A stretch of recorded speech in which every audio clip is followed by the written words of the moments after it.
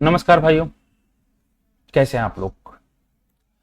चलिए हम फिजिक्स के सेगमेंट को स्टार्ट करते हैं और हमारा टॉपिक है बल एवं घर्षण बल, फोर्स एंड फ्रिक्शन फोर्स।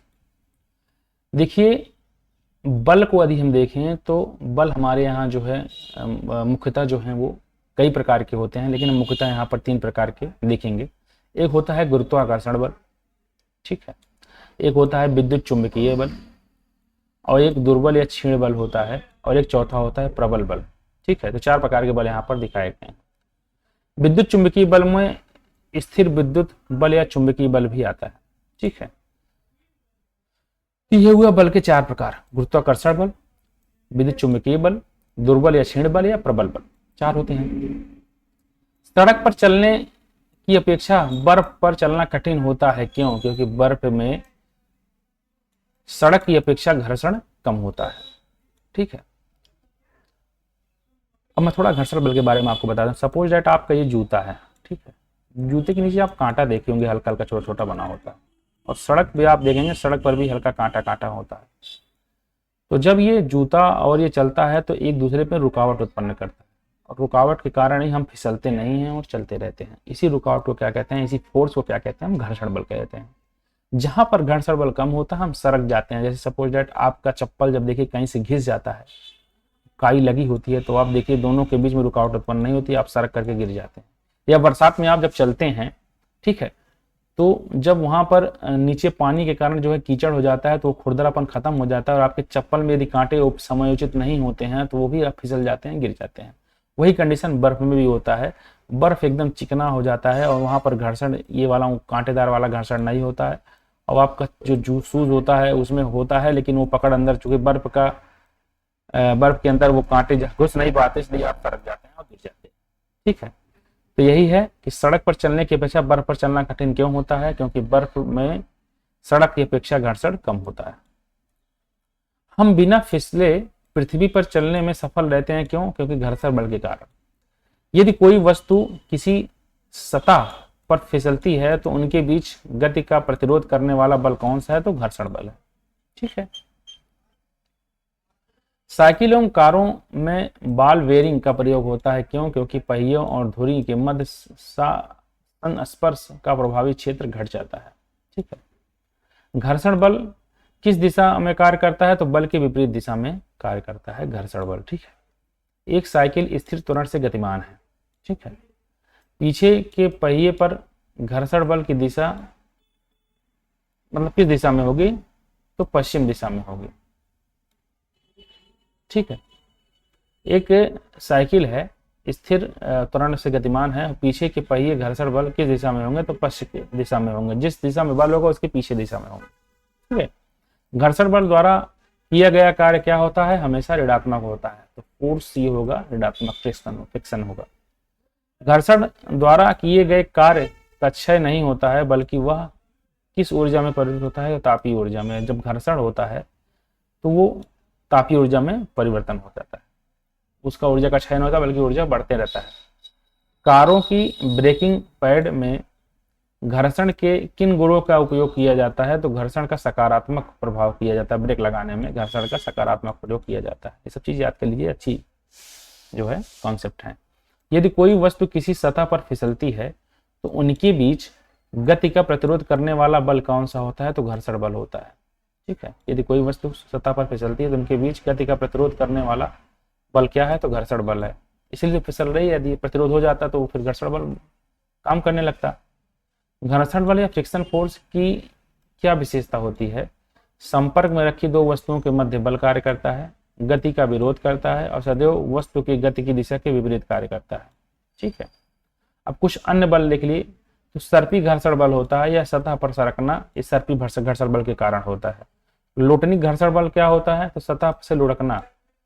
जो सतह में कोई चीज लुढ़कती है, जैसे सिलेंडर आपने ढकेल दिया और ऊंचे से खाली की तरफ जाने लगा, तो सड़क सतह पर लुढ़कते हुए कोई चीज जा रही है और वो रोक दी जाती है, तो वहां पर कौन बल कार्य करता है? लोटनी घर्षण बल कार्य करता है।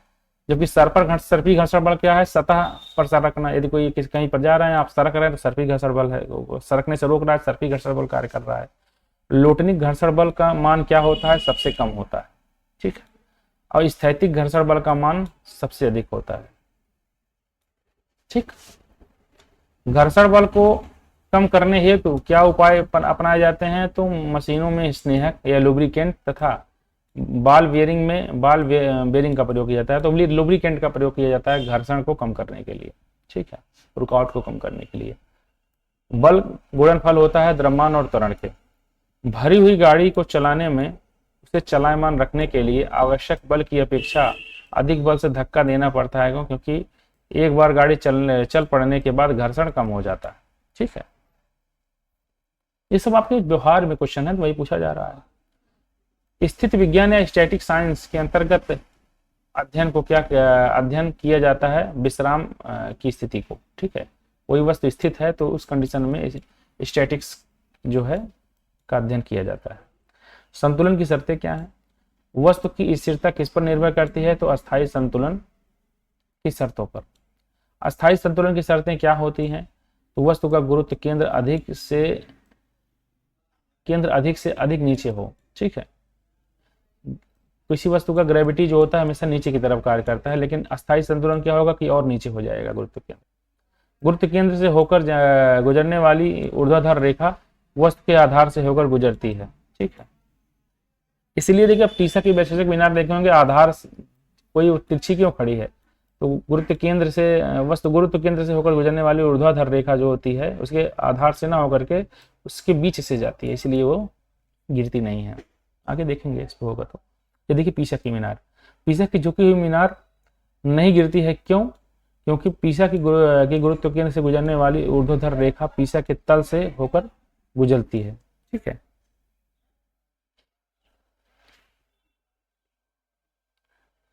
ये देखिए यहाँ पर ऐसा ही बता रहे हैं कि सपोज दैट ये है, हमने जो पढ़ा था शायद टीचर ने उल्टा बता दिया था या उल्टा बता रहे हैं।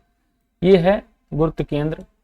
कोई वस्तु अगर चीज गिरती है तो ग्रेविटी जो होती है इस पर प्रभाव डालती है यहाँ पर, ठीक है।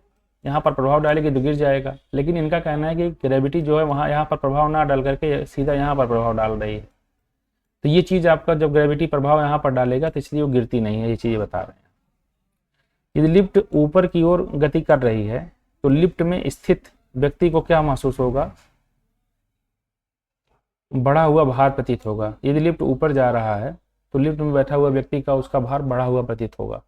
यदि लिफ्ट नीचे की ओर गति कर रही है तो लिफ्ट में स्थित व्यक्ति का भार क्या होगा? तो घटा हुआ भार प्रतीत होगा, ठीक है। यदि लिफ्ट एक समान वेग से जा रही है अर्थात त्वरण a 0 है, ऊपर या नीचे गति करती है तो व्यक्ति का भार क्या होगा? भार में कोई परिवर्तन नहीं होगा, ठीक है। यदि एक समान त्वरण से जा रही है, एक्सेलरेशन से जा रही है, तो भार में कोई परिवर्तन नहीं होगा। एकाएक गिरेगी तब उसमें भार तक स्थिति आएगी। नीचे आते वक्त लिफ्ट की डोरी यदि टूट जाए तो वह मुक्त वस्तु की भांति कार्य करेगी। भार का मान क्या होगा? तो भार वहां पर हो जाएगा शून्य, क्योंकि एक्सेलरेशन और ग्रेविटी वहां पर दोनों एक इक्वल हो जाती है, ठीक है। तो भार उसका शून्य हो जाएगा, भारहीनता की स्थिति आ जाएगी। नीचे आते वक्त यदि लिफ्ट त्वरण a गुरुत्वीय त्वरण g से अधिक हो तो व्यक्ति का भार पर क्या प्रभाव पड़ेगा? व्यक्ति लिफ्ट की फर्श से उठकर छत से टकरा जाएगा, ठीक है, नीचे से ऊपर टकरा जाएगा। अर्थात इसमें कह रहे हैं गुरुत्वीय त्वरण a यदि नीचे आते वक्त लिफ्ट का त्वरण a गुरुत्वीय त्वरण से अधिक हो जाए, a ग्रेटर देन g हो जाए, अर्थात ये बढ़ जाएगा, तो व्यक्ति क्या होगा? एक्सीलरेशन की तरफ भागेगा ना, जिस तरफ एक्सीलरेट होगा, अर्थात नीचे की तरफ अगर चीज जा रहा है तो नीचे की तरफ चपक जाएगा, ऊपर की तरफ जा रहा है तो ऊपर की तरफ। तो यहाँ पर क्या होगा? ये इसी से चपक जाएगा जिस तरफ ये होगा। किसी वस्तु को चांद की सतह से पृथ्वी तल पर लाने के बाद वस्तु के भार में क्या प्रभाव होता है? भार में वृद्धि हो जाती है। कैसे होती है? क्योंकि आपको पता होगा कि चांद पर ग्रेविटी जो होगा पृथ्वी का कितना होता है? g/6 होता है। यदि कोई व्यक्ति यहाँ पर 60 kg का है तो चांद पर 10 kg का होगा, ठीक है। फिर यहाँ उल्टा ले आएंगे तो फिर 60 किलो का हो जाएगा, तो भार वृद्धि होगी ना। हाँ, वही है। चंद्रमा पर कम गुरुत्वाकर्षण बल का क्या कारण है? वायुमंडल का अभाव क्यों है? कारण ये है कि चंद्रमा पर जो गैसों का पलायन वेग होता है 2.5, ठीक है, ये पलायन वेग होता है लगभग आसपास का, जबकि गैसों का 6.5 है। तो गैस कहाँ से रुकेंगे? जब 2.5 से 6.5 से अधिक होना चाहिए पलायन वेग, तभी वहाँ पर गैसें रुकती हैं। पृथ्वी का अधिक है इसलिए पृथ्वी पर रुक रही हैं। गैसों का 6.5 है तो यहाँ पर रुक ही नहीं पाएंगी, इसलिए यहाँ पर वायुमंडल का अभाव हो जाता है। नैनो द्रव्यों का सर्वाधिक महत्वपूर्ण गुण क्या है? घर्षण है। वृत्ताकार पथ में केंद्र की ओर कौन सा बल लगता है? वृत्ताकार पथ है और केंद्र की ओर कौन सा बल कार्य करता है? अभिकेंद्रीय बल कार्य करता है। अभिकेंद्रीय बल के नियम पर आधारित उदाहरण मौत के कुएं की क्रिया, इलेक्ट्रॉन का नाभिक के चारों ओर घूमना, सूर्य के चारों ओर ग्रहों की गति क्या है? अभिकेंद्रीय बल का उदाहरण है। ठीक है। वृत्ताकार पथ में केंद्र से बाहर की ओर लगने वाले बल को क्या कहते हैं? अपकेंद्री बल कहते हैं। केंद्र की तरफ अभिकेंद्री, केंद्र के बाहर अपकेंद्री। अपकेंद्री बल से हल्के व भारी कणों को पृथक करने के लिए उदाहरण है क्रीम निकालने वाली मशीन, ड्राई क्लीनर, अपकेंद्रिक शोषक और अपकेंद्रिक पंप। ठीक है, इतने। लोहे का एक गोला, ठीक है, पारे पर तैरता है किंतु जल में डूब जाता है। क्यों? क्योंकि लोहे का आपेक्षिक घनत्व पारे के आपेक्षिक घनत्व से कम है और जल के आपेक्षिक घनत्व से अधिक होता है। ठीक है, इसलिए वो क्या होता है? तैरता रहता है। घनत्व जिसका ज्यादा होगा, ठीक है, घनत्व डेंसिटी, वो अपनी कोई चीज अपने ऊपर तैरा देगा। तो लोहे का जो घनत्व है ये पारे के घनत्व से क्या होता है? कम होता है, इसलिए लोहा तैरता रहता है। वहीं लोहे का घनत्व जल के घनत्व से क्या होता है? अधिक होता है, इसलिए लोहा डूब जाता है। जो कि जो चीज जिसका घनत्व ज्यादा होगा वो अपने ऊपर तैराएगा उस चीज को। ठीक है, यह है सिंपल हार्मोनिक मोशन, सरल आवर्त गति। ठीक है, तो हम इसको कल जो है स्टार्ट करेंगे। आज के लिए इतना ही। नमस्कार।